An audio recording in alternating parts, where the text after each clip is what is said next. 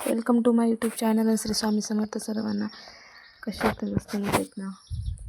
आज माझ्या देवीचा पौष पौर्णिमा आहे म्हणून आज थोर देवीची पूजा आहे माझ्या काळूबाईची. आणि आज बघा सकाळचे 4:45 वाजलेत आणि आता जेवण वगैरे बनवायचं आहे. जेवणाचं सामान आहे आणि ते वाटाणे आहे, वाटाण्याची चवळीची भाजी म्हणजे भात असं सर्व बनवायचं आहे. आणि ते बघा डाळ उकडत ठेवलेली आहे. जेवण असतं, माणसं येतात, ते प्रसाद असतो आपल्या देवीचा म्हणून. आणि काय असं बघा आता भाजी जी सोलायची आहे. भाजी घेतली फ्लावर बटाटा म्हणजे आपल्या वाटाण्याची भाजी वगैरे म्हणजे आज देवीचा माझा खूप मोठा सण म्हणजे आज करायलाच लागते म्हणजे देवीचं म्हणजे काळूबाईचं वर्षातून येते म्हणजे आपलं करायलाच पाहिजे. कोणी किती काही बोलू ते तरी मी करणार. माझा पिंटू बघा कसं झोपला आहे, उठला नाही. सकाळचे 5 वाजले तर मग 5 वाजता जेवण बनवून घेतलं, पूजा झाली. मग अशी म्हणजे 3ला उठलो आणि पूजा झाली. हे बघा बाहेर मस्तपैकी रांगोळी वगैरे काढली मी असती अशी आणि साऊंड लावलं आहे, गाणी लावले. आणि बघा मस्त असा माझा गाभारा सजवला आहे. सकाळचे 10 की 11 वाजले आणि पिंटूचा डान्स बघा एकच नंबर. आणि हे असा माझ्या ताईचा म्हणजे माझ्या आईचं असं हे आहे. आणि बघा जेवायला काय बनवलं आहे, भात बनवलेला आहे आणि इथे आहे चवळीची भाजी.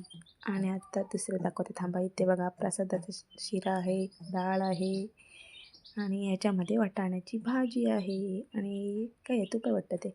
आणि ह्याच्यामध्ये बघा प्रसादाला शिरा बनवलेला आहे, तो दाखवला तुम्हाला. आणि काही देवीचं असं मजा कसं मस्त खाऊ वगैरे मस्त मांडलेलं आहे बघा. एवढं असं देवीला आम्ही नैवेद्य दाखवते खाऊचं. आणि असं बघा माझं किती देव गाभारा म्हणजे एकदम फुलून दिसतं बघा मस्त. माझ्या काळूबाईचं छान असं वाटतं ना असं. पौष पौर्णिमा म्हणून एवढा देवारा सजवला. आज रोज आम्ही एवढं नाही सजवतो पण ते देवानं कसं एवढं सजवून बघा. माझी सर्व जेवण वगैरे झाल्यानंतर पोळींना मी हळदी कुंकू वगैरे लावलं, त्यांना पूजलं.